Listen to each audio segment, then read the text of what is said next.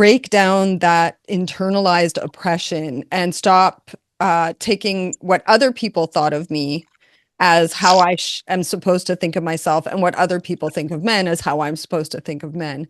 And when I gave myself permission to love my job and gave myself permission to be proud of what I do and feel like I'm making a positive impact in the world, and also gave myself permission to love and appreciate my customers and clients.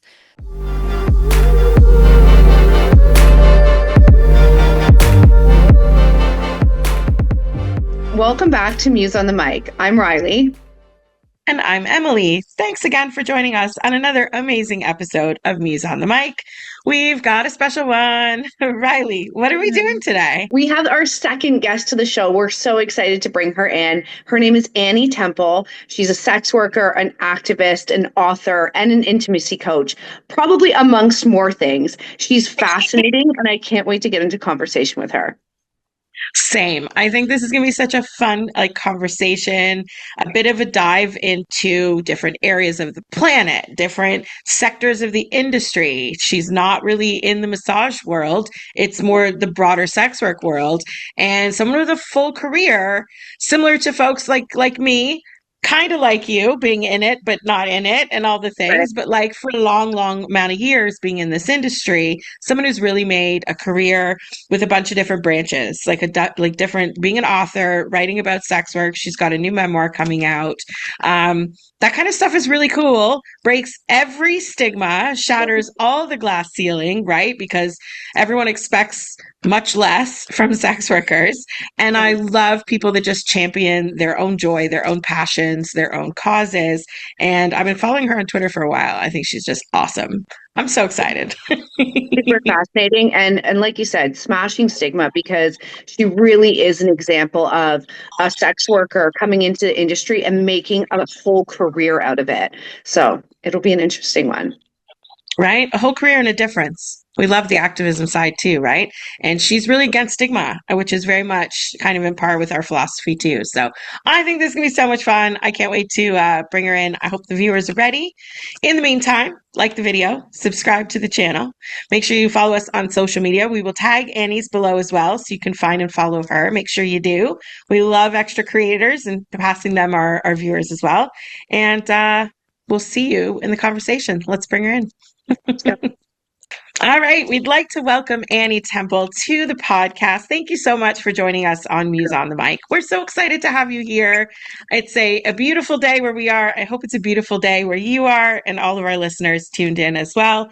Let's start off with a bit about your backstory. Tell our viewers and the people listening and watching kind of where you come from, what you're about, and how you ended up here on our show.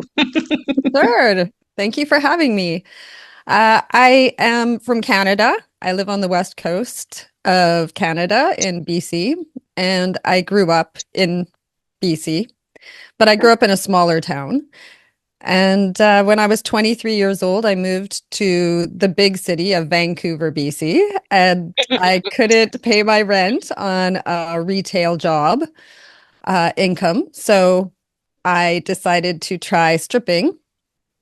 And I had come also from a feminist background, so there was some discomfort there, got into stripping and then went back to university and was in and out of university, had children in back and forth from stripping and then into other square jobs. I've done things like marketing management and frontline support work in transition houses and all kinds of other square jobs.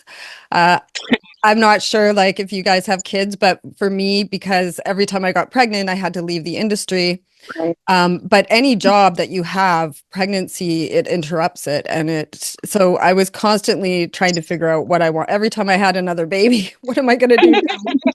So, and I had three. So two of them are adults now, and one is 13 and just started high school. Wow. And, yeah. So as my life went on, I also experienced some health issues that really interfered with my ability to work at all. And later led to my decision to get into intimacy work, which made my life so much easier because it freed up my time. It filled up, you know, my I don't want to say it filled up my bank account. I wish it did. But it enabled me to get by. And Right. and that without having to sacrifice time with my children and also being able to keep them in activities, put them in activities really, because when I was not in working in the adult entertainment industry, trying to afford these things was really difficult, even when I was making like between 25 and $30 an hour, which Right. yeah, back when I was making that, that was a lot. But it's just not enough, especially in the world that we live in today. So now Of course. yeah, now I consider myself an intimacy specialist. So I do, And can I ask, what is an intimacy specialist for those of us who don't know? yeah, no problem. So I think everybody would probably define it differently depending on how they do their own work, but I consider myself an intimacy specialist in a few different ways. I am an intimacy provider, and that's my niche. I attract and prefer clients who are looking for intimacy and care and tender touch and have a respectful, loving, caring friendship type experience. So that's part of what I do. And a lot of my clients, well, not a lot, but many have disabilities or suffer from different situations that make them feel undesirable, or Mm, they're in love, sexless marriages, that kind of thing. So Yeah. I, yeah, I'm sure like when you're in this industry, you know that a big proportion of the clients that come into access the services of sex workers are largely people who are just lacking intimacy. And then you can get into like the kink and everything else. But I find even my kinky customers too, they really just love the hugs and the breath on the neck and just like the skin to skin contact and all of that, you know? I And love that. I love yeah. the expression intimacy coach. So I enjoy Yeah. that. Yeah. And so because of that experience and because of my experience with health issues, I have branched out and now I'm offering coaching, intimacy coaching, as well as writing about it and, launching this author speaker business that's leveraging my expertise from this industry and my experiences going through major health challenges throughout my life. And Uh, being a mother, I mean, it all comes into it, so. That's a big amazing. mixed bag, right? Yes, exactly. And aren't we all? And that's the thing that people don't recognize about sex industry workers is that we're not just a sex industry worker. We have, Right. We're so uh, multifaceted. yes, Yeah. we're multifaceted. And the funny thing is the majority that I know have more than one business on the go, have more than one, passion project. It attracts people that are very entrepreneurial types. It it does. People that like to quest for things. And I love that in a person. Yeah. Male or female, sex work or otherwise. They're just more interesting. They're just more Mhm. fascinating people when they're like, I'm on this mission. I'm like, yes, mission. Yes, I agree. I actually have a hard time now because I'm so like on this mission myself that it's hard for me to just sit and have regular conversations with people and like hold everything in that I have to say and I really crave hanging out with other people who are goal oriented and have, a passion for whatever they're doing so that we can vibe off each other, it's Yeah. really I nice. totally agree. I totally agree.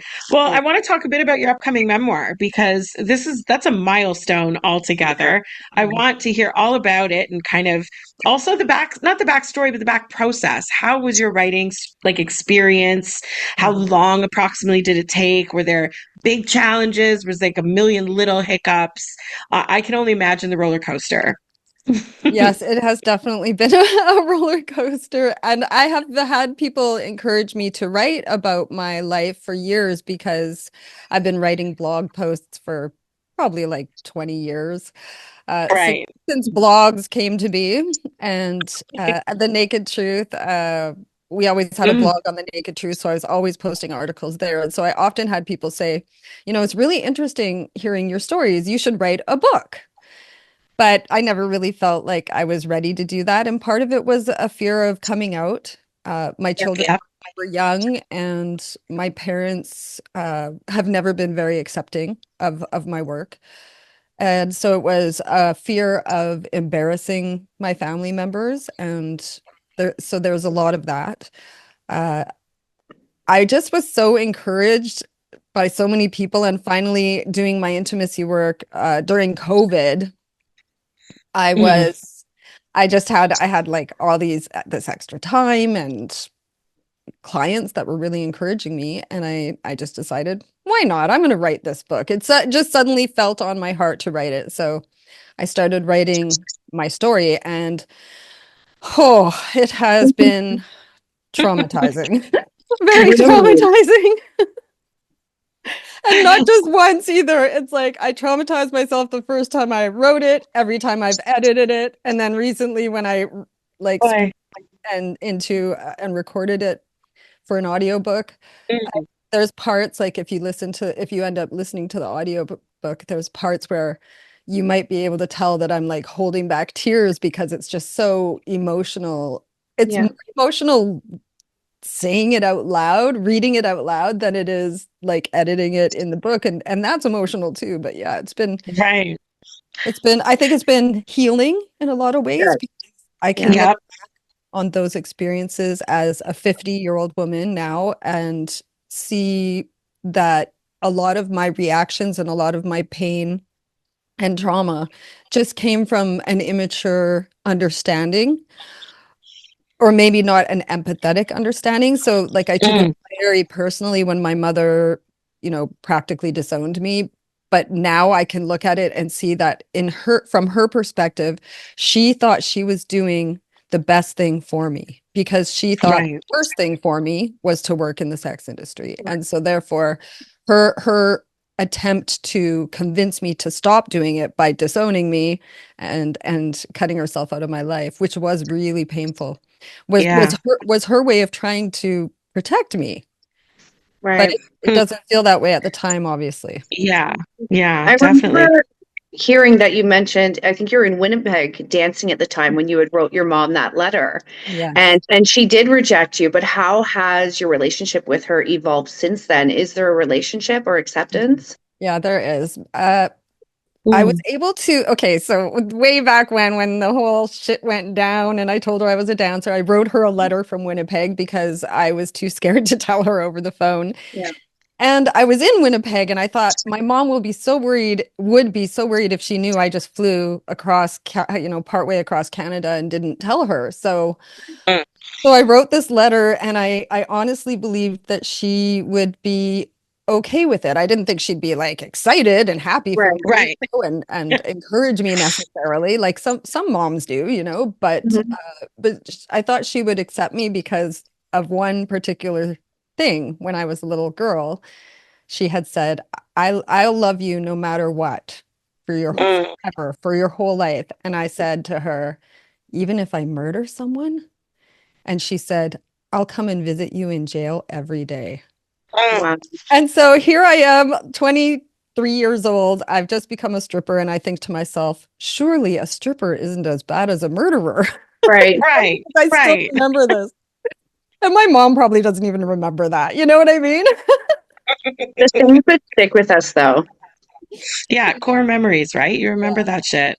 You really do. And then you Exactly. bank on it. You bank on Mhm. it. And Mhm. when that ends up a losing bet, it's gutting. It's It absolutely is. gutting. It is. And so Mm. I went back to university to try and win my mom's love back, and then Wow. proceeded to lie to her for the next several years about what my actual work was. So then I had to come out to her because I started The Naked Truth and I was starting to do media interviews and whatnot. So and I just loved it. It felt like a calling. It felt like something I couldn't not do. And so I was faced with this situation where I really felt like I had no choice. I just had to be honest with my mom. And if she couldn't handle it, then too bad, because Right. I loved what I was doing. I loved what I was standing for.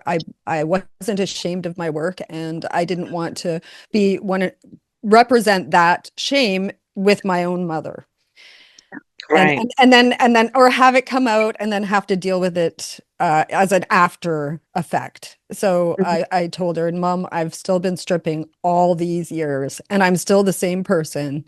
And Right. all those things you said in your letter was bullshit. And, you know, and that was it. But so she Mm. is a part of my life. She's never fully accepted it. She doesn't like the idea of me working in the adult entertainment industry. I'm not sure if she really even understands what my role is in the industry anymore. When she asks what I'm Mm. doing for work, I say I do massage. I don't say sensual massage. I just say massage. I'm Right. not lying, but I'm Been not there. going into details. You know what I mean? Yeah, I've been Yeah, there. yeah, yeah. It's a spa. Yeah. Yeah, it's like I feel like as a parent, if my job was, say, working in a transition house as a pure support worker, I would tell my kids, "Oh, I'm a support worker." I wouldn't say, Right. "Oh, I do this and that and this and that," and go into detail about every aspect of my work. And Right. so why do people think that just because you work in the adult entertainment industry that you're being inappropriate in front of your children? You know, Right. just kind of Mhm. weird to me how people assume that and how they paint mothers uh as you know bad mothers, like sex Right. workers are bad mothers and how dare they have children, and yet almost all the children of sex workers that I know are the most kind, compassionate, level-headed, uh incredible children that grow up, don't Yeah. go through the horrible teens because their mothers expressed respect for them their whole life. And now they're going to give their mother respect when they're in that kind of point where they're starting to become more independent, you know. And Yeah, I think that, definitely. yeah, like our experience being in the industry as sex workers, I think it gives us a lot of tools to be better parents. And people don't acknowledge that. They actually, most people think the opposite. So, Yeah. Right. yeah. This is so relatable. Riley's at the point where I think she's just about ready to tell the kids. They're at Mhm. just that age now where How it's in an about age running appropriate the, way. But yeah, yeah. we did a whole episode about moms that are in the sex industry and how to kind of come out to your kids at different ages and like what's Mhm. appropriate when and how different Yeah. people have handled it. And I think everyone's method is very, very unique. And the Yes. timing, right? Some kids can handle that younger, some it's older, some find Mhm. out, some get told. Like there's so many It depends nuances, on their but sex too. right, right. You Like know, it like my depends how son was the one I was the most nervous about. Really? right. And how did it go Well, with and him? generational too, right? Like Gen Mhm. Alpha is very different from how Gen X interpreted things and so on. So you got to watch your Mhm. words and mind your manners and but No make sure doubt. all the I's are dotted and everything's in line so that there isn't too much room for assumption and just Yeah. all the little tidbits and I find any of our staff or ladies we've met through the industry when I used to work, when they have kids, especially when they're older kids, they're some of the most empathetic people because, and they may not even know why, but their mom has learned so much empathy in her job Yes. that she just naturally passes that on. And I think that just breeds better humans. They're probably better Mhm. classmates because they walk in a little more inclusive and a lot more open minded. Mhm. And like, what a better way to set up your kids for success? Like, Mhm. I feel like the stigma is so ass backwards in that way because it's not like you're like sex, drugs, and rock and roll all day with your Yeah. children around. Like it's almost overprotective. And Mhm. then, well, guess what? The world is your oyster for real. And here's how I live in my oyster too. And then they're like, oh, possibility. Like it just opens their little minds so much that they Mhm. develop into these incredible and just incredible humans. I think it's so neat. Mhm. I agree. Yeah. I thought, where did you say something, Riley? I thought I missed something that you said. I may have. I don't.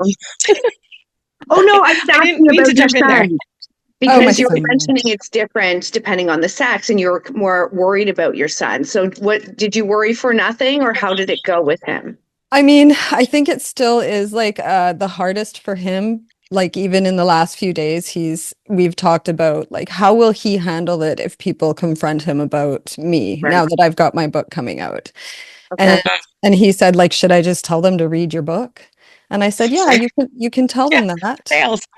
And we just kind of brainstormed a few different ways to respond and react. And for instance, my mom was always very supportive and encouraging of me to become the person that I am today, and I'm grateful for her and I love her very much. In that way, he would deflect answering maybe a direct question, but he would show Right. support and love for me. Or he could make a joke. He could say something like, "What can I say? Entertainment runs in our family," or something like that. Right. Or he could Right. say, my mom was doing the best that she could with what she had at the time, and I Yeah. love her very much, or something like that. I don't know, but we we I we mean, brainstormed it a bit.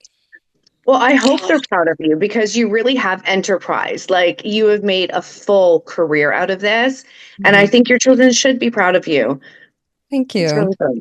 Thank you. I I think what completely my agree. children are most proud of me for is how much I've overcome in my life, because they've been Oh, there through all of my health issues and my hospital visits and losing my large intestine and going through breakups and relationships. They've watched me and been there for me through all of those experiences. We've all been there for each other. Yeah. We've been a very cohesive family. And I think when children go through having a sick parent, it softens them as well. I think that has an effect on my children's ability to be more accepting, loving, and understanding with me, because they really understand that I have always done my absolute best to provide for and take care of them, and that they are my number one. And anything else outside of that I'm doing is really, I'm just doing the best that I can.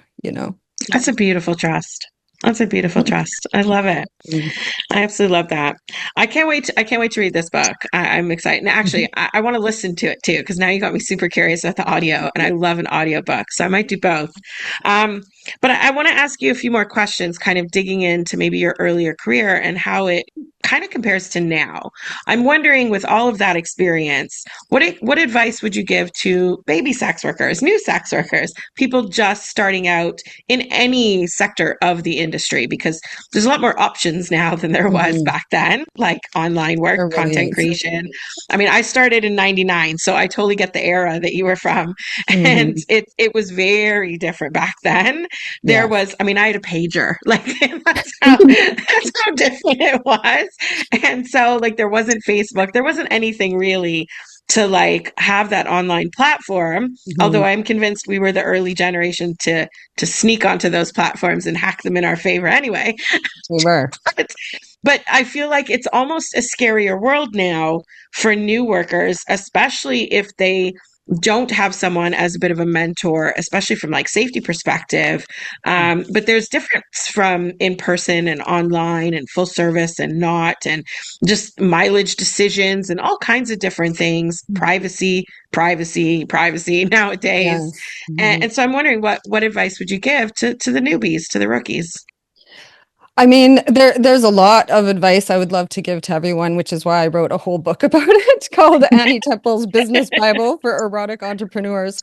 But in particular, I feel like you want to choose your niche based on what your skills are, what you enjoy doing the most, and what your skills are, and also what your limitations are. So like the SWOT analysis for strengths, opportunities, threats, um, etc. So just to recognize, like, so for instance, for me, I was coming from the stripping industry when I got into intimacy work. So one of the little perks that I add as an upgrade for a massage appointment is a strip tease, so there'll Oh, a little strip tease at the beginning, or, so there's different like, and I really, really would prefer to work with gentlemen who are sober. So I work during the day. So Right. that's another thing. So like niching yourself based on what you want from the business, what kind of clients you want to attract.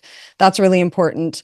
Obviously, safety is really important. So knowing how mm, to screen, knowing how to trust your gut, knowing how to create a safety plan. All of these things kind of sound daunting unless you do have like a mentor. And that was why I wrote that book, because when I started doing work as an intimacy provider, I was very fortunate to have other sex workers who I could turn to and ask for advice. And I still felt very out of my zone, out of my context. I Right, right. didn't know what the fuck I was doing. So I was like, I was scouring the internet looking for a book. And that's why I later ended up writing it. Another really big thing, I think, which I fear is a bigger issue than I realized because I was very young when I came to this understanding. And that is that a lot of us internalize the oppression. So a lot of us Mm, feel like, and I wrote an article about this. This week came out on my blog about how we're taught to hate our clients.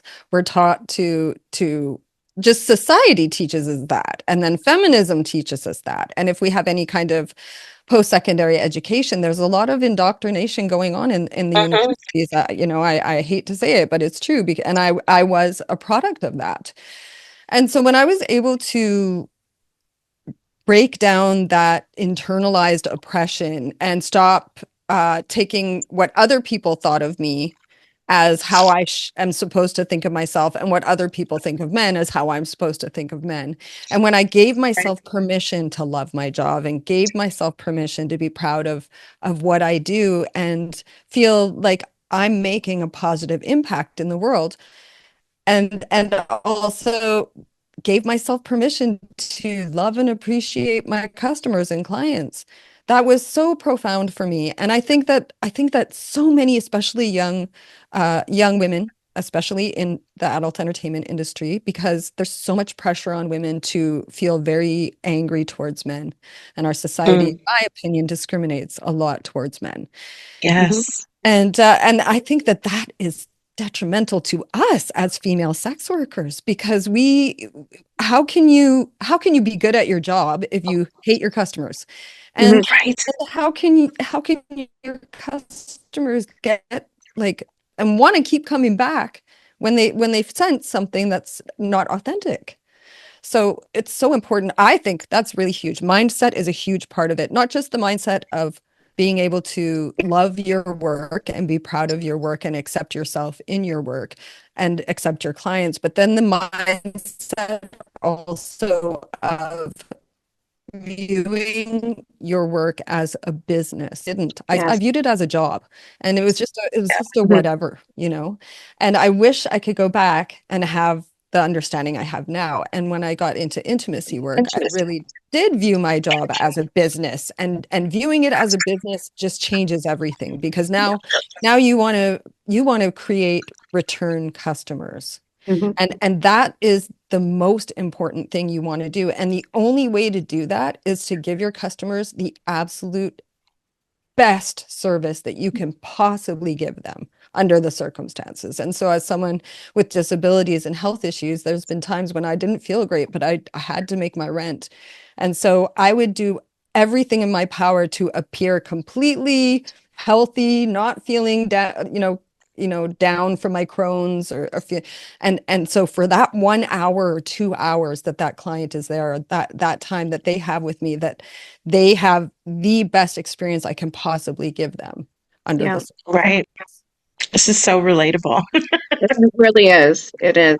It But is. that even your answer there kind of stems to my next question for you because I know you started your journey in 1997, I think, dancing. Mhm.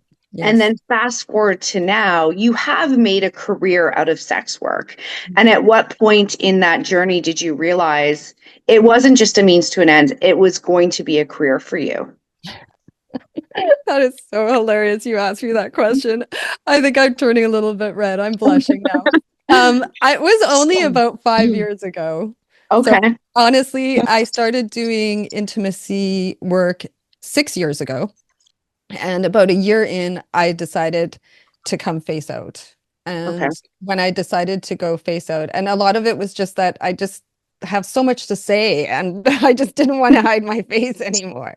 Uh, I just, at that point, I said, you know what? I love this industry. I love what I do. I feel like what I do is valuable. I have no shame about it. My children are, two of my children are adults. My youngest child, even though she's not an adult yet, she's very feisty, very strong. She could handle anything, and so I talked through these kind of the worries that we all have when we Mhm. go face out. And I just realized that I didn't want to what's the word? I didn't want to pretend I'm not who I am anymore. That's kind of how Right. I felt. And That's liberating. yeah, and I mean, so 45 years old, I'm like, I'm going to be 50 in 5 years, and I still care what my mother thinks of me. Like, like I'm still letting my worry about what other people think of me dictate how I live my life. Like, no, Yeah. I can't fucking do that anymore. I have to be who I am and proudly. Yeah. And that was so only about 5 years ago.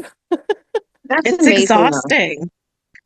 It's exhausting keeping up the facade, right? It is, really is. Very much so. And it's Um, always so surprising at how many people accept you Right. when you actually become liberated and come out. It's incredible how many people accept you. it's And I true. think We learned that a weird way. you can even weed out the bad. I mean, if it's, you don't want your children to feel this way about you, of course, but if it's friendships or outside people, if they don't like you, I take that as a win and be like, you know what? You're really not my kind of person. Yes, there Yep. that's very true. And that's funny you say that because I'm recently single. Yeah. And I was so fortunate because my relationship with my previous partner, he was supportive of my work. He was supportive of me being face out and writing my Yeah. book. He never had any worries about any of that, which was just so liberating and wonderful. And I loved Mhm. it. And I know that it's very hard to find people like him. It really Yeah. is. And now I'm single and I refuse to be caught in a relationship with someone just because I might be lonely or because Yeah. thankfully in my work I don't get lonely very much. But I feel like I really like if someone doesn't accept me as a sex worker, as a face out sex worker that talks on podcasts and writes Mhm. books and all of that, and then on top of it, I have an ostomy, which is like a medical device on my stomach, a poop bag. So Right. so I have multiple things that I really could internalize and go, "Oh my God, how could anyone love me?" Right. But instead, I'm looking at it like, wow, when I when I find someone that will love me for who I am and everything that I am, won't he be amazing? Yeah. You know? Yeah. He will, but you'll be so ready because you've already embraced everything about yourself. It's so transformational for women to just get to that point in their life, no matter what they do. Just love every part, even the ugly parts, because it's part of our story, it's part of our journey. And I love, Riley, what you said about that because it weeds out the bullshit really Mhm. quickly. Yes.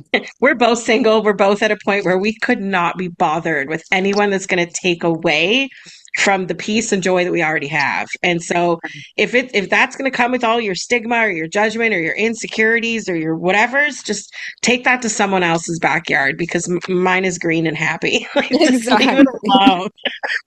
And also, I saw someone say on Twitter a few weeks ago, and I haven't been able to get it out of my mind because it might have even been one of you, but I can't remember who said it, but it just resonated so much with me that it's hard to date when guys don't treat us as good as our clients do.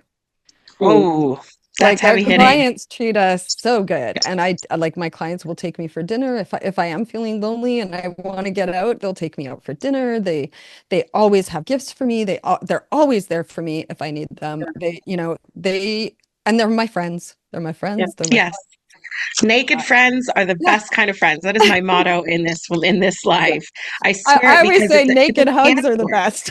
There you go. It's a candor and a stripped feeling that is just unmatched in any other. I don't think therapists even get that kind of rawness because No, you don't they even don't. have a t-shirt. You got nothing to defend against all of the bullshit.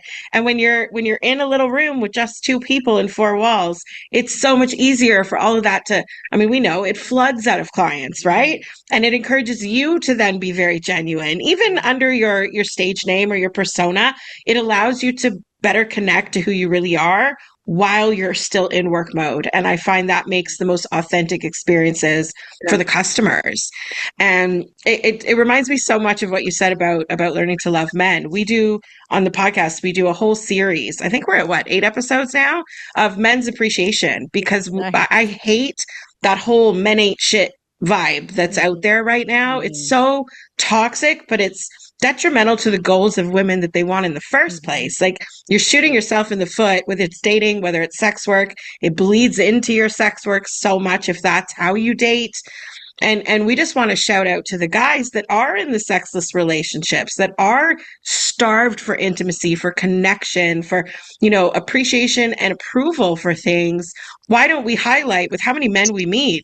Let's highlight all the amazing things that they can do because they have capabilities that we don't. And I'm all for equality, but equality Mhm. doesn't mean same. It means appreciating those differences and leaning on each other for what we need, right? The I provider, the agree. nurturer, the money, the support, the friends, the womb, the sperm, like all the things, Yes. right? It is a balance. And a lot of clients come in initially already feeling shamed, already feeling, well, I'm not wanted at home, so no one will want me. And I Mhm. think, like, I want to shake them and scream and be like, no, we want you. You're wonderful. Fuck her. Mhm. Come in and So we'll make true. you feel amazing because we'd be lost without men in this world. And if we had Mhm. more empathy, we want more empathy from them. Yeah. So if they have to understand my period, then how can I not understand, their pain of rejection or like vice Mhm. versa? We have to learn about each other in order to create just that deeper bond and just the connections that create and make the world go round a lot better. So I love when you said that because I was like, men are so special and so undervalued and underappreciated. It drives I, me nuts. Yeah, and like so women and men, we all have our feelings, our reasons for feeling unlovable. And I feel like Hmm. the sex industry is a place that can smash that on both sides. So I feel like as sex workers, the majority of sex workers I know are way more confident, way more body secure, way more comfortable in their own skin than civilian women. And the men who come to see sex workers, they come often because, like you say, they're in a sexless marriage or they're not getting intimacy for whatever reason. And often, like you say, they come with that internalized shame that our society has Yeah. put on them. And to be able to release them from that prison and make them know that they're desirable. And like because I've positioned myself as an intimacy specialist, I get a lot of men reaching out to me who have impotency. And Hmm. that is such a common thing. It's so It common. is. Which one thing that's concern that it's so common. To me, there's something wrong with our foods and our environment and chemicals. And this is where my health, activism jumps in and it just Right. pisses me off. But also that, I've also been through, and like I haven't had sex in over a year because of my health and my recent surgeries. And sex is not the be all and all. And people, especially men, because they're biologically wired to want to have Yeah. sex. It's just the loss of the ability is so devastating for them. And if I Yeah. can help show them a way to engage in and have their intimacy needs met without sex, and also make them feel valued and valuable and make them understand that honestly, most women, we can live without sex if we have a really Yeah. strong, amazing man with us. So don't worry Right. about your dick so much, you know? Yeah. It's true. There's a distinct penis to ego connection, and the productivity as a man in his life in all facets is directly connected to that. And so, if he's already walking with that shame, carrying his own stigma, he's disconnected in some ways from himself. He's not able to pour in to even the boring responsibilities, let alone any passion or fun things, or reconnecting at home, or making progress as a husband, a boyfriend, a Mhm. single guy, a client of a provider. Like it's so, again, like the train is rolling backwards here. And so how are we setting up men that we're then either raising or dating and releasing kind of into the world if we're carrying on some of those stigmas and shames or Mhm. adding to it in any way? I think that's the stuff we have to absolutely smash apart. And sex workers are actual experts at doing that because of those intimate conversations that I'm sorry, they're not having those convos at the barbershop or at work or at home. Like we hear that every day. And so I joke sometimes it's a community service that we do, but it really is. We fight crime, we fight mental health, we heal so many different ailments. Actually, our next upcoming episode is about a guy dealing with erectile dysfunction who has come in for touch therapy at the spa, and it's not necessarily what we put on the flashy posters and advertises the all the sexy stuff, but it's a real thing. We have many customers that come in trying to just overcome some of those hangups that start off mental and end up being kind of shown in real life through the physical, right? And to be able to show them that that's not your fault. It's a direct connection between your mental and your body. Talk to any woman that struggles to achieve orgasm. We can talk about the disconnect between mind and body, right? And so we feel you, bro. Like we really can relate in that regard. But we also know the methods and the little techniques and tricks and little bits of progress and like milestones and baby steps to take someone from that trauma that might have created that issue or that hang up or even that disconnected fetish, right? And or over fetishizing something and taking it into something much more productive and healing in your life. So then you can leave the spa or leave an hour with you and go be better at your dating or at your husband duties or recreating those intimate moments with your partner. And it's literal coaching, it's literal teaching. Class is in session with sex workers all the time. And I swear the anti-sex work people so belittle that importance in society. I can't imagine any country anywhere in the world without that therapeutic available to people, not just men, but to people in general. It would be so imbalanced. It'd be so strange. It's so weird how people think only men purchase sex, and of course they are the largest, clientele in the Right. market. But I mean, I've been a client, and I intend to be a client again in the future. So I mean, I love that.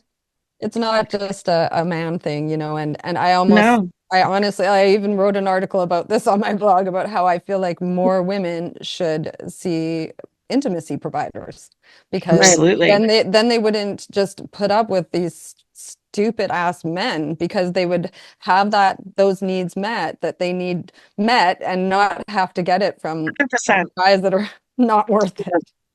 100%. It's knowing your body. I feel the same way about anyone that's had a career in dance or gymnastics, like anything with movement. You're just more familiar with how your body mechanics work.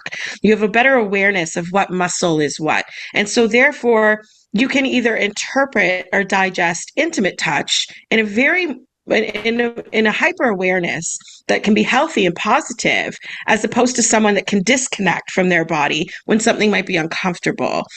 And it can really, especially for young women, I mean, I find it empowering. And so if sex education would keep up with reality, and then we could have, once they're adults, come in and see someone like you or come to a spa like Muse and really learn about what their body's capable of or what kind of touch they like. It's easier to do that in a controlled environment than it is just with some rando guy from Tinder, where Lord knows how many red flags that's going to be. Like we've all been there, and that's a shit show, right? I know. It's really strange, and yet we're missing all this possibility of just educating young women to have better autonomy, and that would breed so much more safety in their lives in terms of their decision making. I feel like it would make such a big difference.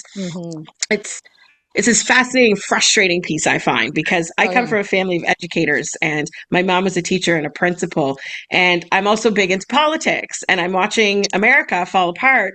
But with the whole fight against sex ed in school, I'm like, you're making it worse. Oh my God, you're going to need more abortions. Like, what are you doing? Yeah, no doubt. This is unraveling completely backwards. And if there was less stigma and more acceptance of, look, even if you want to take it from a religious perspective, God made penises.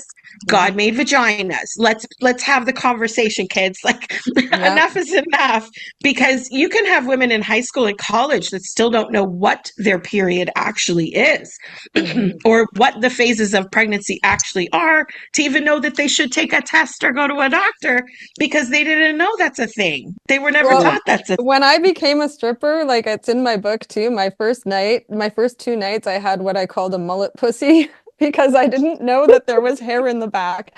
I literally had never looked in a mirror at my crotch, and I was a stripper. So that, that 23 years I never looked, like why not? Like I just right, can't right. believe You that. got to Like get curious. almost half my Take that life. hand Like mirror. what the hell?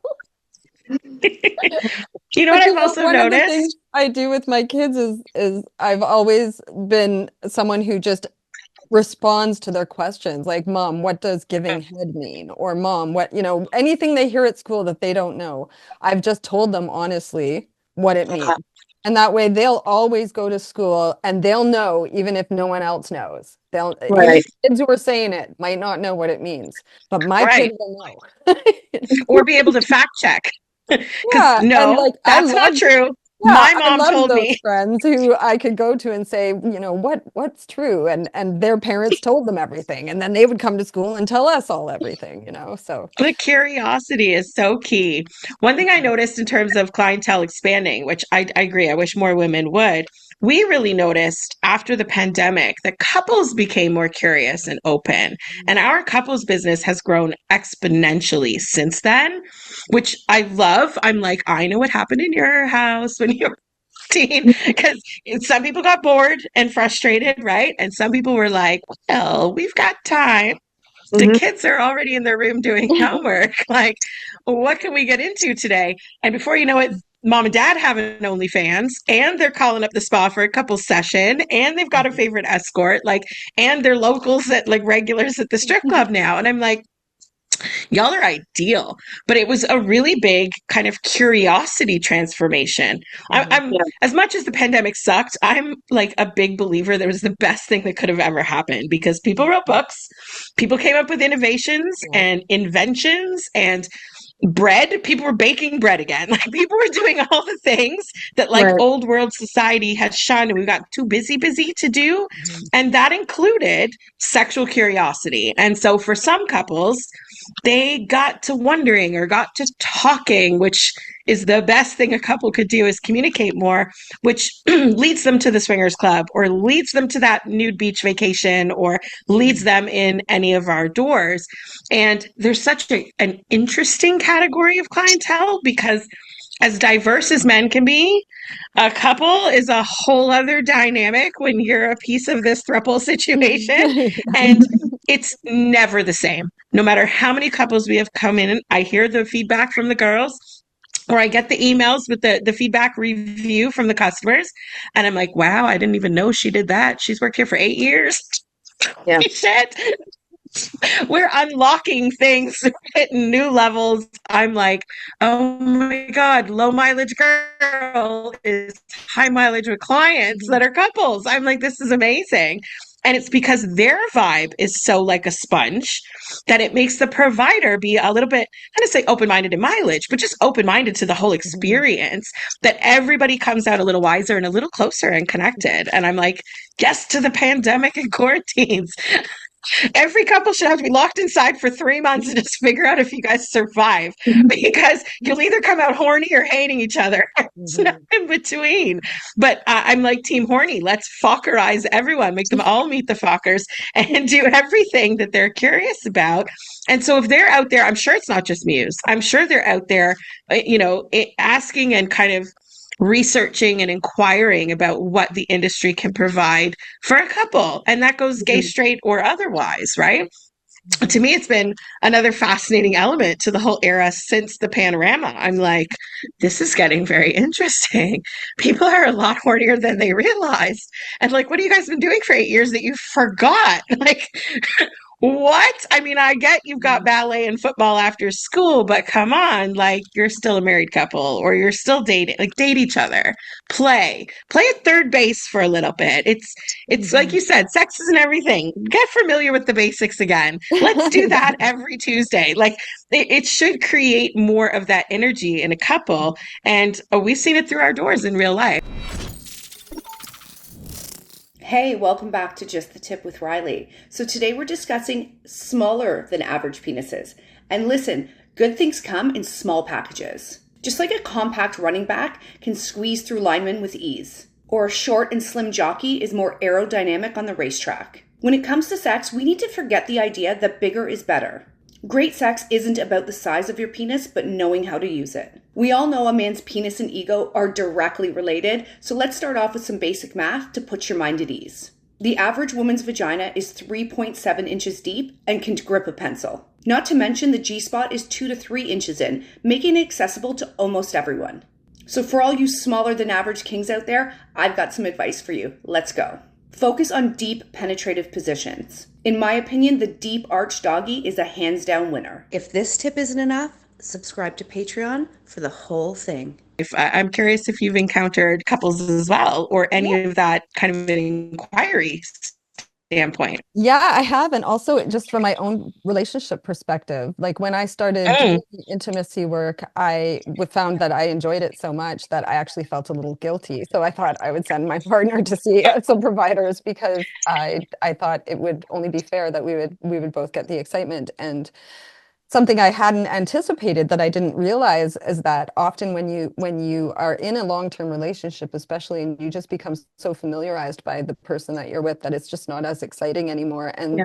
And so it just doesn't, you're not as interested, you don't feel like doing it as much.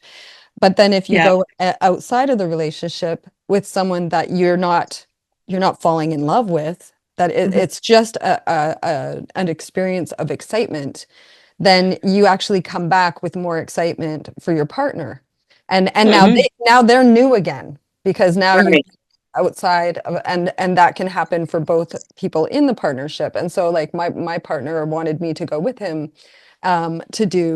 to see providers, and we did that a couple of times. But honestly, I preferred just to let him go do it, and just two for me, three is too many.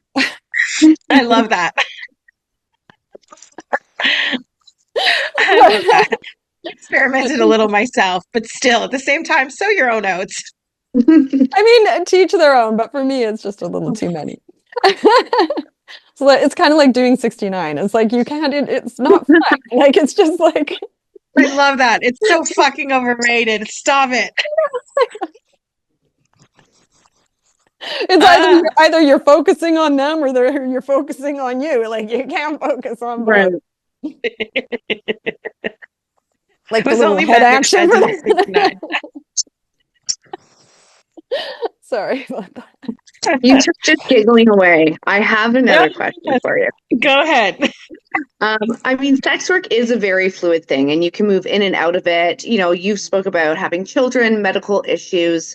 So I'm assuming there's been times that you leave the industry.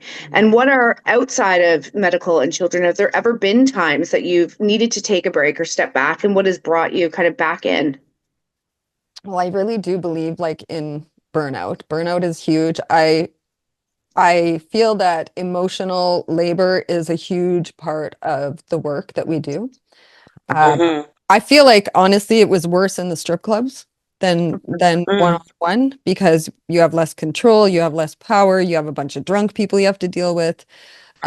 In my work, because I only work during the day and I ask everyone to be sober, I have way more control over the kind of clients that I see, so I don't get burnt out as much. But like, say I'm seeing a regular client and they're very needy, then, after a while, I'll actually start to feel annoyed to see them. Right. Yeah, I won't want to see them, and everything they say will fucking annoy me. right. Because it takes everything out of you. Yeah, if they're super needy, yeah. And so, Yeah. so like in situations like that, what I've tried to do is just to cut back on work, change how I work. So Mm.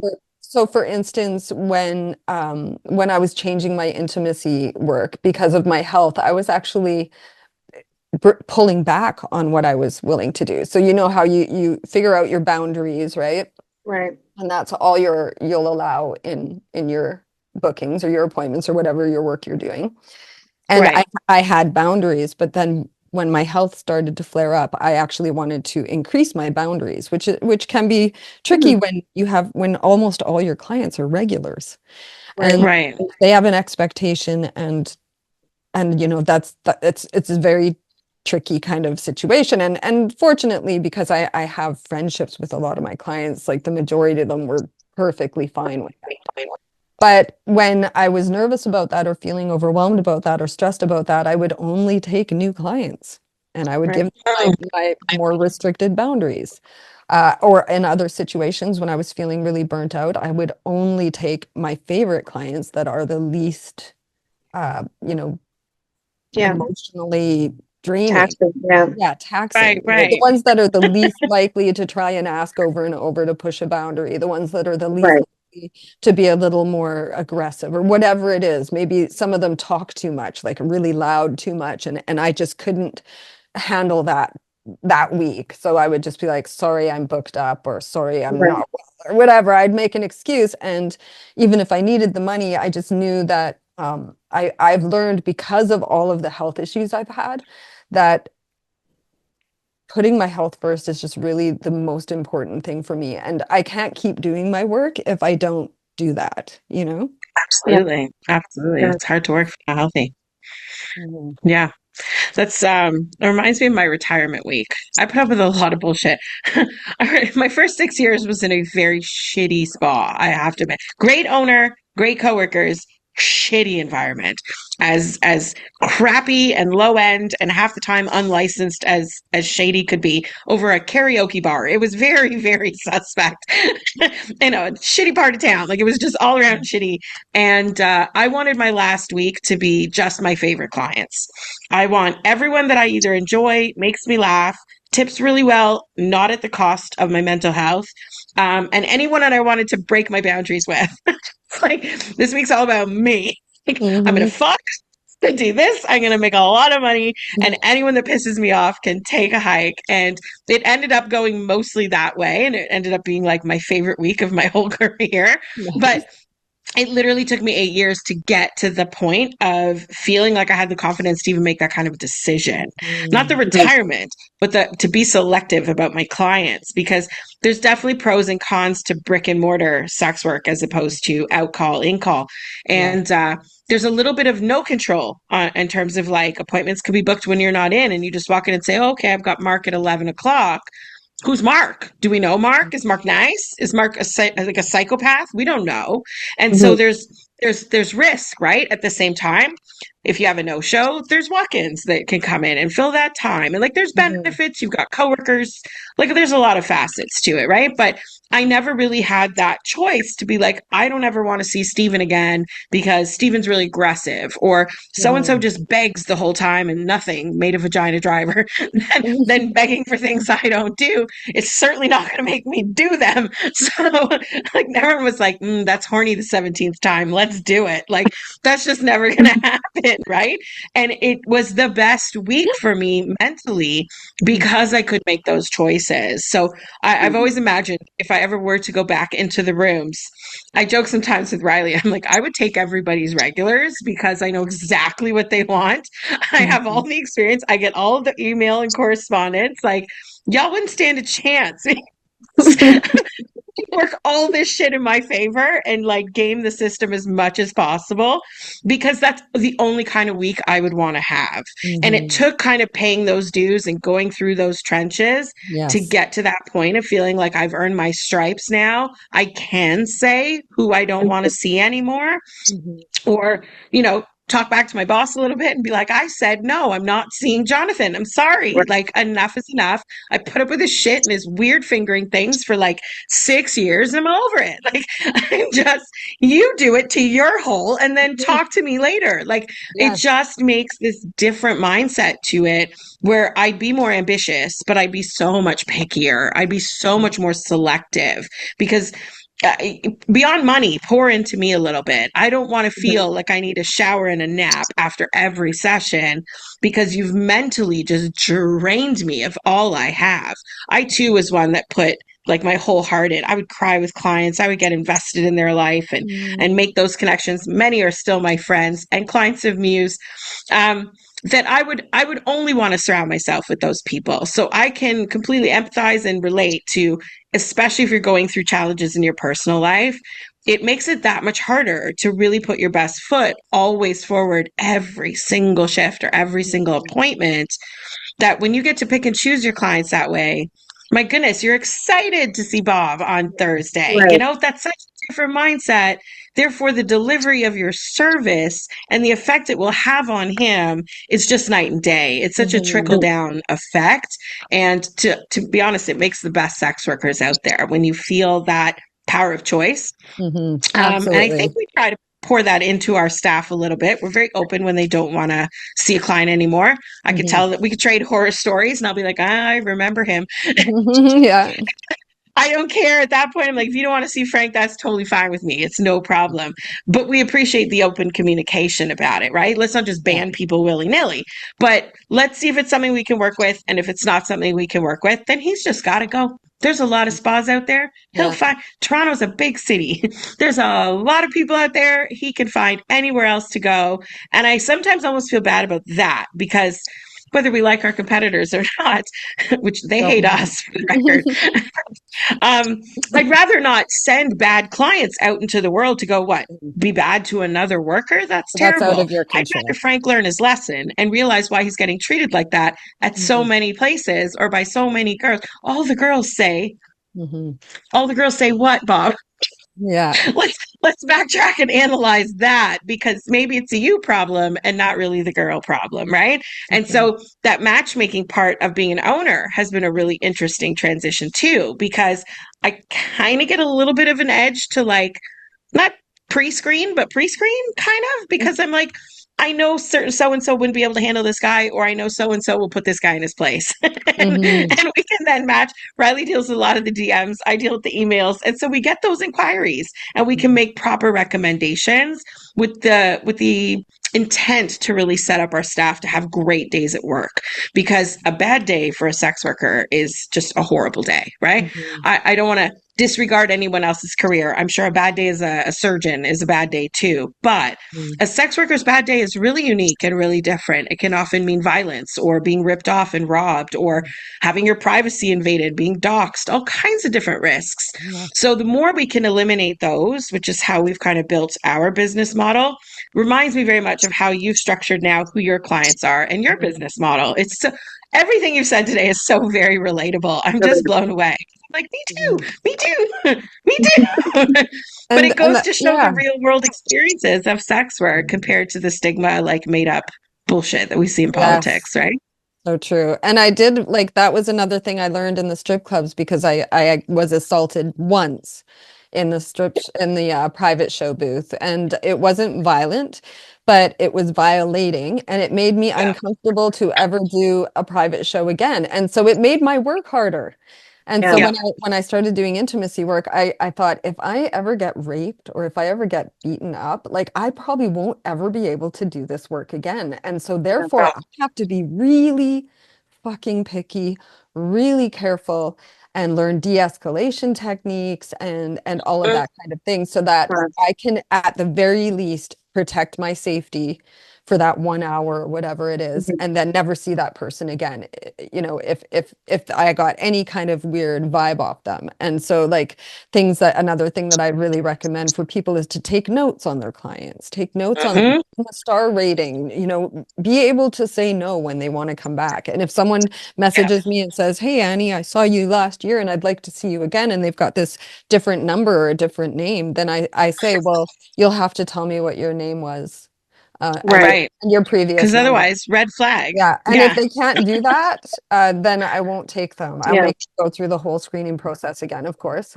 And also, you know, if they give me their old name and their old number, and I look it up, often it's someone I didn't want to take back, and so Mhm. Right. Saved then in I your just contacts ignore as them after banned. that, you know. Right. It's true. You know what? Law reform would help so much in so many of these things, just as starter steps for a lot of it. Even us, we're licensed and we're a licensed body rub parlor, just like a strip club might be licensed. But at the same time, our bylaws were written in the 80s and they refuse amendments. They refuse to update things about safety procedures that nowadays are common sense. I mean, even an empty laundromat has camera surveillance for like the Mhm. common areas. You know, we're still required to record our clients on pen and paper. Having QuickBooks is not legal. And I'm like, come on, kids. Like it, but we kind of rebel and we push the limit on the safety measures because listen, if we're going to get in trouble, I'd rather get in trouble for that. I'm sorry, but like Yeah. that matters a lot more to me than some of the shenanigans that some of our lovely-ish competitors get into. But like you, I mean, we don't just work in the daytime. We're open 9 a.m. to midnight, but we don't deal with anything after midnight because it gets shady after dark. Yes, And once we're in witching hours, it gets witchy, right? So it does. And all the way up till even that 9. is relatable. Yeah. 9 is And we about the haven't time when it does change. right. It does. Like when the bartender's cutting you off, we gotta go. Like that's just not a Yeah. good vibe. And some of our competitors, our neighbors in the same plaza, are open till like 6 o'clock in the morning. And the amount of times I wake up in the morning with a text from bylaw that was like, "Was in your neighborhood last night. Guess you're not open." And it's like 3:45 a.m. I'm like, buddy, we've never been open at Never. that hour. It's like, well, you missed all the drama. And I'm like, hence why we're closed. Exactly. Exactly. I was like sleeping like a baby, counting sheep, and y'all were out here fighting crime. So, like, do your job. Don't talk to me about it. You will always miss us at 3:30 in the morning. I Mhm. don't want to know the stories, even though we hear them.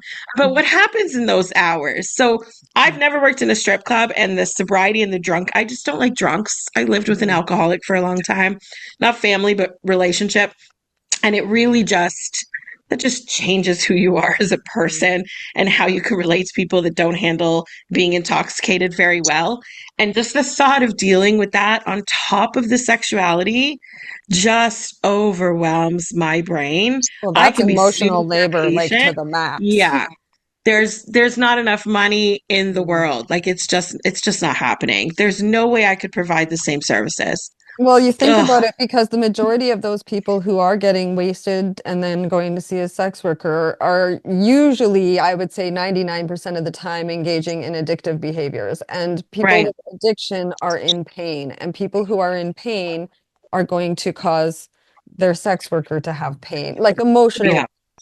if Yeah. not anything else, even like if they're pushy or they're annoying or whatever it is that They can might be be. pushy or trauma dumping. But It can go but they could, anyway. yeah, it could, and like in the strip clubs, I there were a few years where I gave neck massages to the clients in Mm. the strip clubs, and this doesn't happen in my regular work. I mean, I've maybe had one or two clients get teary-eyed before in my regular work, but Oh, in the strip clubs, like more often than you might imagine, I think the combination of alcohol and then having my touch and my hugs, and I would put my cheek against their cheek, and like, just they'd like break down into tears. And I just feel like a lot of people who are in addiction are in a lot of emotional pain, and that's yeah. very taxing on us as well. Wow. Yeah. That'll weigh a day real quickly. That's a lot to digest. My goodness. Mm. Listen, sometimes we talk sometimes about in Ottawa, all the massage parlors are like private clubs, so they go by membership, but they all get liquor licenses. And we always tell Riley and I, we're like, never. I don't even care if it was allowed, never, because Yeah. the thought of it, I don't want to have to hire a bouncer because that means you Mhm. have to bounce people sometimes. Like I just, our spa is very calm. We have no drama with the girls. We like everything like candlelit and peaceful. It smells like an actual spa when you walk in. Like we're very kind of like picky about having that calm, peaceful environment. And we know the chaos that can happen in other spas. I worked in some of them. It can be catty, it can be all kinds of other stress, let alone what you deal with the customers. And Mhm. so if we can create the most peaceful environment, I find sometimes even a difficult client can behave a little bit better in a more calm or higher end or just more attentive environment than something that's a little rougher or a little like my first spa that was unlicensed because they already know you don't have legal rights. Then they're gonna come and be like, this place isn't fucking licensed. Like, shut up, lady. And the taking Mhm. advantage can really escalate quite quickly. Mhm. Whereas if they know that this place, there's spa music and like eucalyptus smell, Well, it it's sounds just very zen. professional. Sounds very It's really professional. particular and it makes the behavior and therefore the experience of the workers so much better. I'd rather a difficult client learn what a great session is than him continue his antics and get banned. I'd really rather have that transformational moment with him than just have either girl after girl or spa after spa just complaining about this guy because he's never going to learn. Lord knows what his wife deals with at home at that point, right? Because Mhm. he may disrespect a girl more that she's paid for, or he may be exactly the same or worse at home. And so let's rehab this a little bit. Frank, we're gonna do things my way today. But let's show him how much fun he's probably looking for fun anyway. It's probably why he's so damn grabby. So do it my way. I promise you can touch all the things that is on your mind of your list of musts. But like we're gonna do it in my order so that you can see how wicked it is. And then you don't have Mhm. to come in and fight with people or wrestle or do the pinchy bullshit. Like you can just be a dude and she can just be a girl and you can connect and have orgasms and connection and and a laugh or two. Like instead of leaving with her like frustrated or me having to email you to say we need to have a conversation, come to Mhm. my office next Tuesday. It's never good when you pull a client into your office. The principal is called and you're walking down the hallway, buddy, because it takes away from what we're here for. Like we're here to have fun, for the girls to make money, and for everyone to just have a happy orgasmic day. And so whatever we can do on our end to make that more possible is always our goal. And we have rehabbed some shitty clients over the years where they're like, man, I used to be really difficult, wasn't I, Emily? And I'm like, you're in my book one day too, buddy. When I write my story, you're definitely getting a whole chapter because they almost become as memorable as the good ones because Mhm. you never forget those shitty moments. It teaches you street smarts that I never wanted. Yeah. I never signed up for that class. That's not part of self-defense. Like it makes it so much more challenging in ways that take away from all the good shit, including our own personal goals. We're all here for a reason, right? Like I should be paying for school loans and instead I'm wrestling this guy again. Like it's Mhm. just it takes away from the whole passion and the purpose. So I'm so appreciative of anyone that gets it because it sometimes takes making a lot of shitty mistakes to get to that point at the Mhm. sacrifice usually of the worker and not the customer, which is unfortunate. It's a Mhm. really unique industry that way because I swear like a plumber wouldn't say the same thing.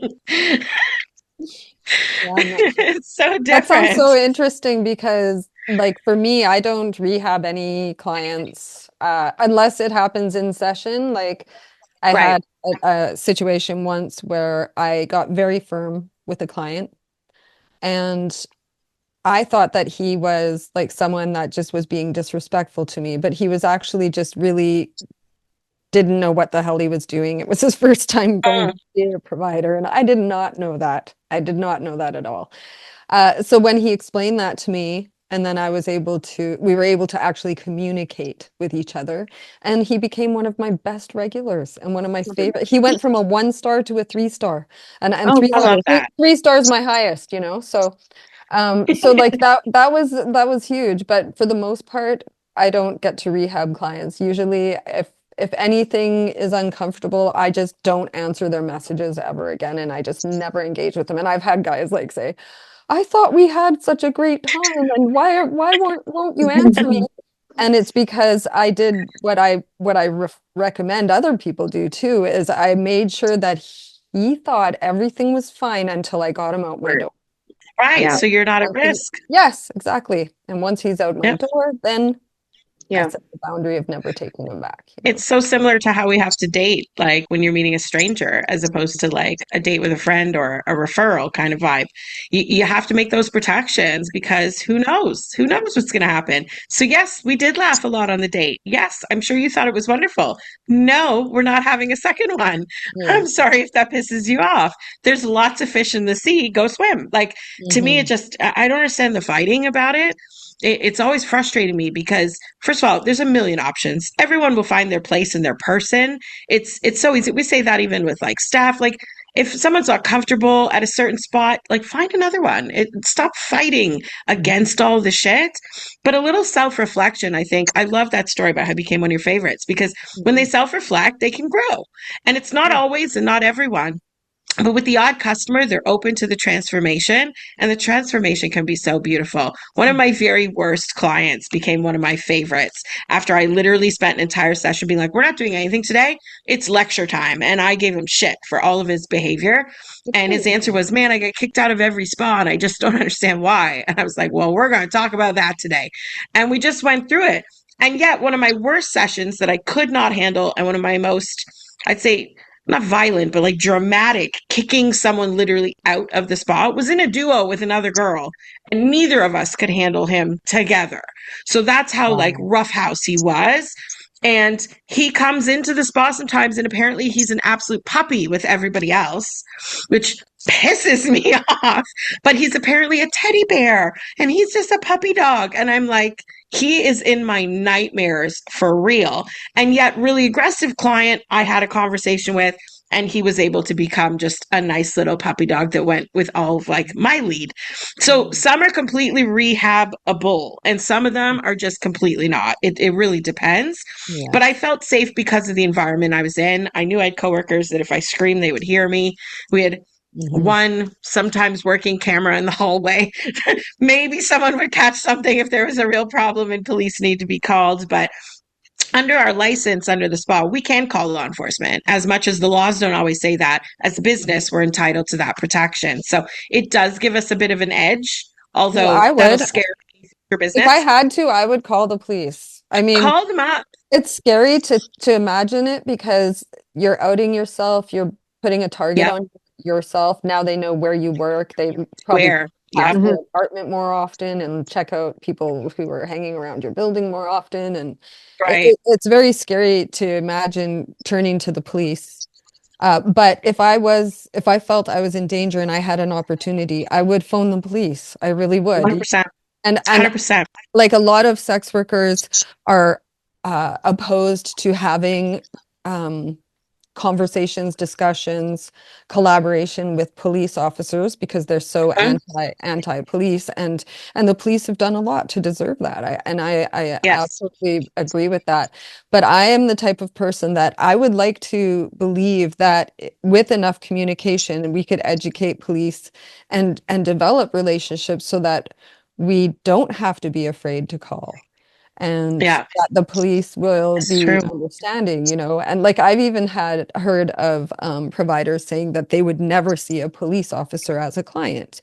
And Mm, I have had a police officer as a client before, and same. he was one of the They're lovely. nicest guys I had ever saw. So It's true. it's just I feel like it's very difficult because of the systems in our society and how they've been created to pit us against each other in so many ways. Absolutely.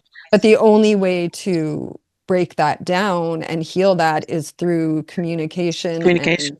Yeah. and even trust. Mhm. Hmm. And the police don't It's deserve building our that trust, but we're rapport. gonna have to trust them a little bit if we're Yeah. going to make any strides that way. It's true, especially since 2014 when the laws changed here in Canada, right? It Mhm. changed the dynamics. Cops were like, what do we do now? Of course, all of us were like, what do we do now? And Mhm. so I found that opened a lot of opportunity for discussion. We've always been really communicative, especially with bylaw enforcement, because there are like first level of governing, I don't know, inspectors or whatever you want to call them. But even police, they come in sometimes, do a little walk around, make sure everybody's safe, or something Mhm. happened in the neighborhood, or one of our lovely neighbors. There's a lot of spas in our little neighborhood. We're all zoned into one area. And some of them are troublesome. So they'll do a Mhm. little walk around and check on everybody. And I find they can burst in really aggressive. Maybe they just came from a murder. I don't know. They could have been having the worst day ever. But once they walk in, let's kind of take the tone down a little bit. I like the eucalyptus and the peaceful quietness here. So nobody needs to yell indoor voices, but like come in my office and let's have a conversation. If you're upset about something, let's talk about it. We even follow up once they do an inspection. If we're not there, we'll call them the next day and be like, Officer so and so, I heard you were at the spa. Can I help you with anything? And they're Mhm. like, huh? Because they don't expect professionalism from us at all. Yeah. And so they're shocked. But over our 15 years of our business being open, if I have a problem, I'm calling you to ask a question. I don't Mhm. Mhm. care no which ways. I feel no embarrassment. Even if it's us did something wrong, my question will be, is this okay? Is this not okay? Should we backtrack on this? Do I need Mhm. to change my website? Like I'm going to ask all the questions and Exactly. figure out before getting in trouble because we're open and face forward, but we also don't want to be on the news. Like let's keep it in a Exactly. manageable frame here. But Mhm. because of that, they vice versa will call and ask us questions as well. I wake up Yeah. to those text messages or, we were at your lovely neighbors. And by the way, we have a question. Are you guys doing this as well? And I'll answer them straight up. I don't even care if it's good, bad, or otherwise. We can at least talk about it. And I find we always feel safer because of that. But it makes their behavior when they come in a little different. They're less confrontational Mhm. because we are professional. I mean, Yes. they want to check licenses. Everything's in a file folder. It's all color coordinated. And they're like, Mhm. wow, it's like an office. And I'm like, oh, it's like a business. Like, Yeah, road. You're right. It's like a business. we're sitting here going, isn't that the point? Like, Mhm. I don't really care what everyone else does, but isn't that what every other spa does? Do they not file taxes? Like, what's happening here? Yeah. I don't understand it, but it really makes that communication so much easier. So if there is trouble, regardless of what federal law is going to do, you have a cop in your phone that you can call and be like, I'm in trouble, or I have a question, or I need help with this. And it makes our lives so much easier. And I'm sure Mhm. their lives easier in some respects because they have a true resource with trust and communication they can go to be like, give me the pulse, ladies. Yes, What's happening exactly. out there? But it's really unique, apparently. To me, it's again common sense. Like It is I'm unique. We invested. have a woman here in BC, Susan Davis, who is very not I don't want to use the word collaborative with police because people will jump right on her and it'll all be because of me. But she has people that she phones and says, "What the F are you guys doing? Like why Right. are there so many raids late?" She'll call the bylaw officers. "Why are there so many inspections going on lately? Do you know how that disrupts the industry and how that can Right. cause like put us in danger and other things, you know?" And she purposely educates them. And I love that. in return, we're the first to be notified when a sex offender that's gone after sex workers before is released back into the community, or Yeah. when there's been reports and anything like that. We're the first ones to know because she has that relationship with them. And when they have questions, when they're like, I don't know this about the industry, then they'll phone and they'll ask her because she'll be like, "Thank you for asking. Like, I want to educate you. I want Yeah. to give you the respect that you deserve and tell you what you need to know." Whereas a lot of other people, they might try to, like organizations that are very anti-cop, they might try to phone them and they'll just get someone like screaming at them or accusing Right. them or That doesn't help very anyone. no, it doesn't. And honestly, it doesn't help anything. Like I feel like Yeah. I used to be very left-leaning politically, and now I would say I'm very center because COVID, honestly. Mm. COVID really pushed me. I don't know if it pushed me, it just seemed like the whole left side got like shifted. But but I was still the same. Everybody kind of shifted. But And the like center was like, what? well, it was weird because I always believed in free speech and I always believed in parental rights. And there are all these things that I always assumed were very left-leaning beliefs, but during COVID started to look very different to me. And Yes. a lot of the left-leaning beliefs now are very cancel culture-ish, very Mhm. um, not against free speech and that kind of thing, which I do not stand for that you know. I agree. Um, and also, I, as a mother, don't believe that the government should be allowed to give my child any kind of medical treatment without my permission, any kind. And I know that's very, very controversial to people, but as someone who's been on a lot of fucking medications and been through the medical system a lot, and I know how dangerous they are and how dangerous surgery is, uh, Right. and pharmaceuticals, like kids are coerced in their schools to get vaccinated, This is and true. that should be a decision made at home, in my opinion. So these are just things that I was like, what the hell? Like I felt like the left, the side that I always kind of lived on, was becoming kind of like insane. Different. And then the right over here, which I'd always been very opposed to because they're so conservative and they're anti-sex work and they're Everything. anti-LGBTQ, etc., and all that stuff. But they believe in parental rights. They believe in gun rights, which I've kind of shifted my opinion on that as well after feeling like our government went a little tyrannical. And Right. just so now I'm kind of like in the middle, and it's a very interesting position to be in because I want to have an impact politically, but I don't really know how to do that anymore. It used to be I would go to the politicians that I know support sex workers, but now a lot Right. of those politicians don't support parental rights. So, Right, you know right. what I It's mean? so I'm just like, conflicting by issue. I know mm-hmm, Riley agrees with you about a lot of the vaccination stuff. I don't have kids, so I'm out of the discussion. Politically, I'm definitely progressive, but I don't consider myself left mm-hmm, necessarily because there are some things that I progressively think about that are conservative, like mm-hmm. fiscal responsibility with the government. Like to me, that makes sense. Let's not Yes, piss away money, Right. right? At the exactly. same time, like I said, I don't have eggs in every basket, but getting politically involved was new for me too. And it was really when our laws changed on prostitution that I kind of got shoved into that space. And it was liberating. It was confusing. It made me kind of shift my positions a little bit on certain things too. I find watching American politics can freak you out like really quickly, but slivers of it are almost predictive of what's coming here next. Like it Yes. took a little while before we had a convoy.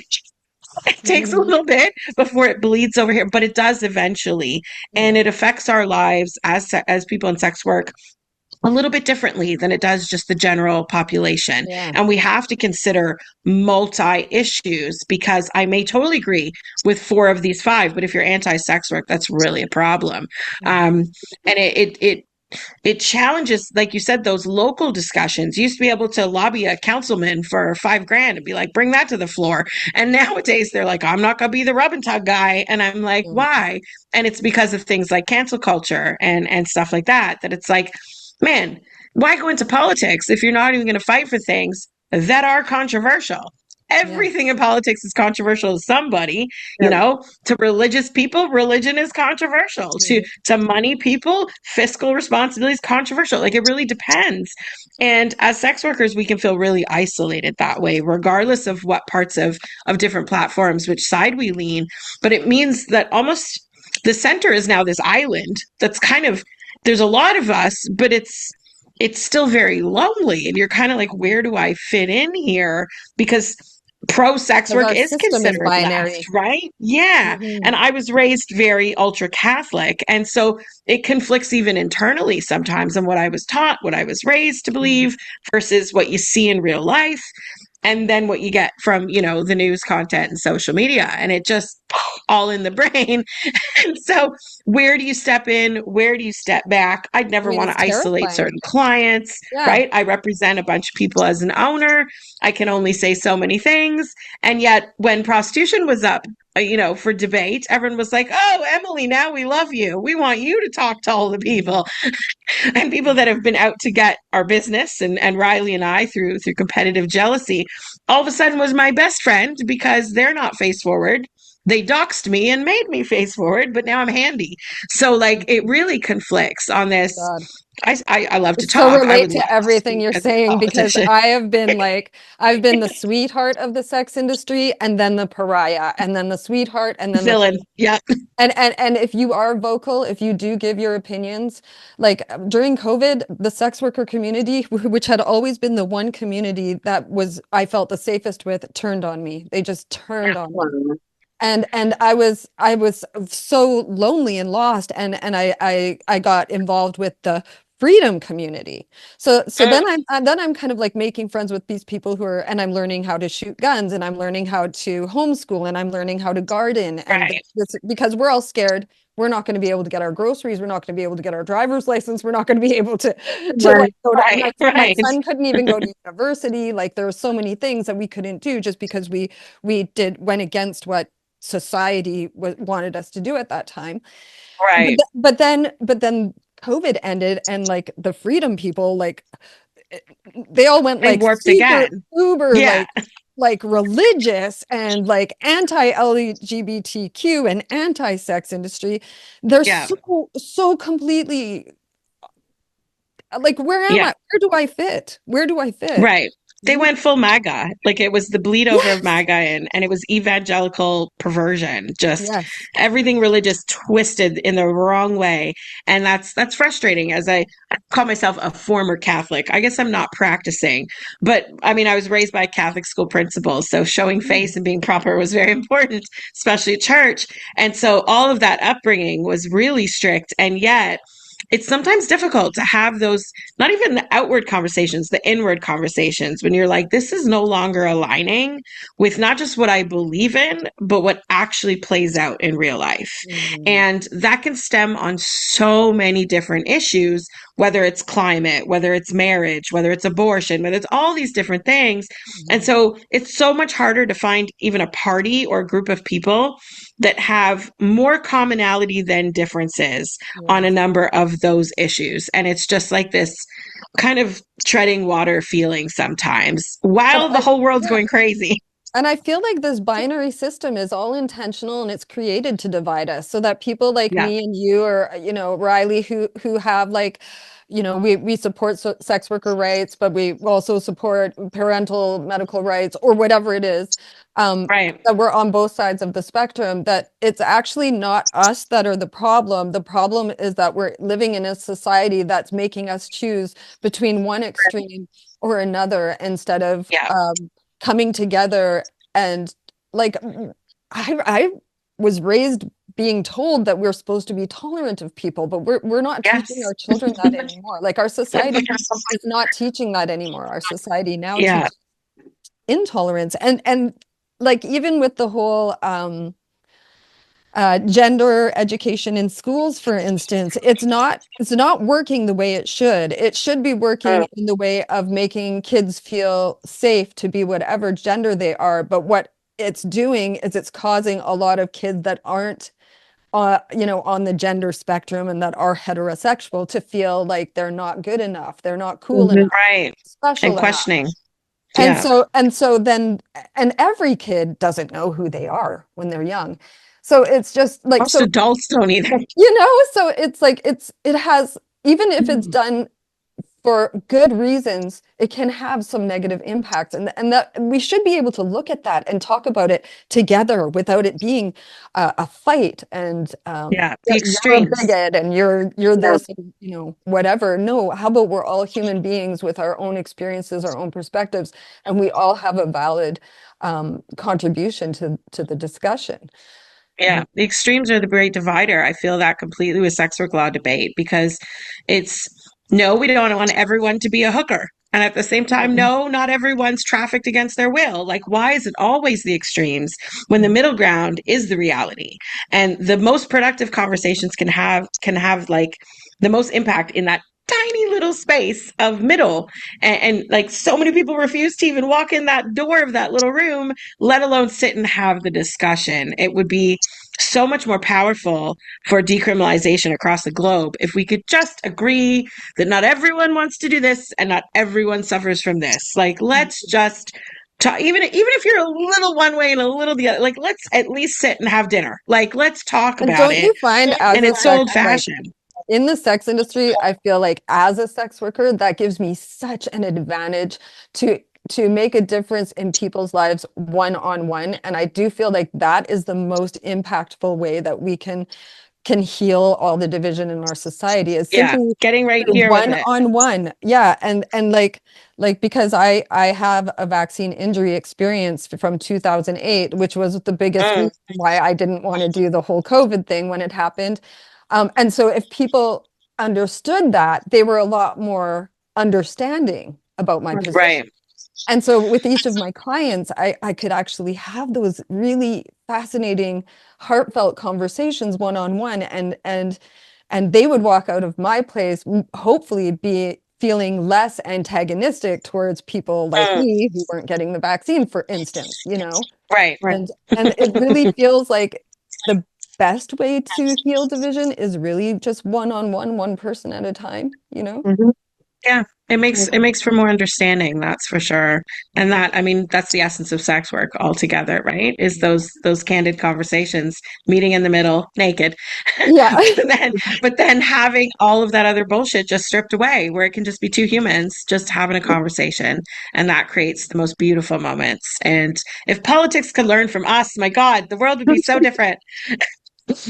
We need sex workers to be in charge everywhere. It would be a completely different universe. It would be Yeah. so all encompassing instead of so divisive. It would be so, so different.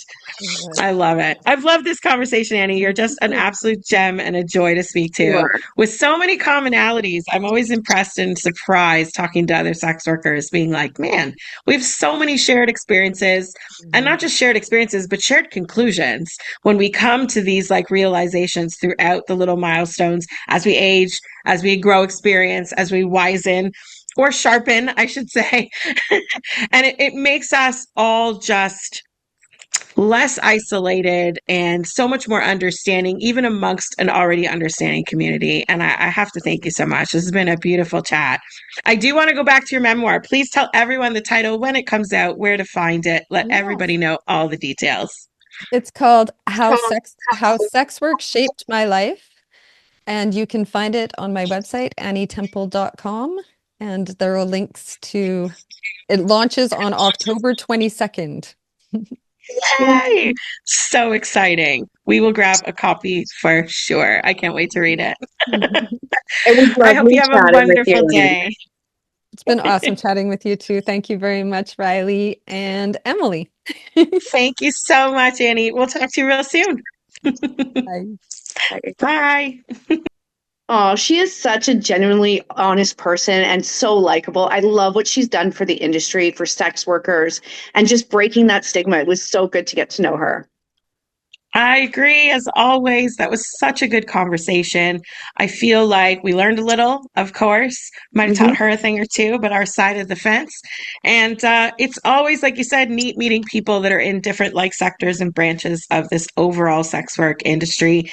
And not just like the sex work part, but the real life part too. Like the stuff Hmm. about the person behind the name, and their real lived experiences. I think lived experiences are the best fight against stigma because it's the truth. And she is such a voice and a proud one. And as are we. It's so fitting. I love growing our community. Yeah, she's very relatable, so it's nice to be able to chat with her. For sure. Let's make sure everyone goes and buys her memoir because that is coming out in a few days. Description links all below the video. Make sure you give her a nice follow. Comment down below. She's going to be watching as well. So make sure that maybe she'll answer you back. I know she's subscribed and followed us this morning. And so let's get into the discussion. Maybe we can have her back one time if clients have some questions, viewers have questions. And until our next guest, I think that's it for this one. What do you think, Ryan? I think so. Awesome. Well, thanks everyone. Thanks to Annie again, and we will see you on the next episode of Muse on the Mic. Bye, Bye, guys. guys.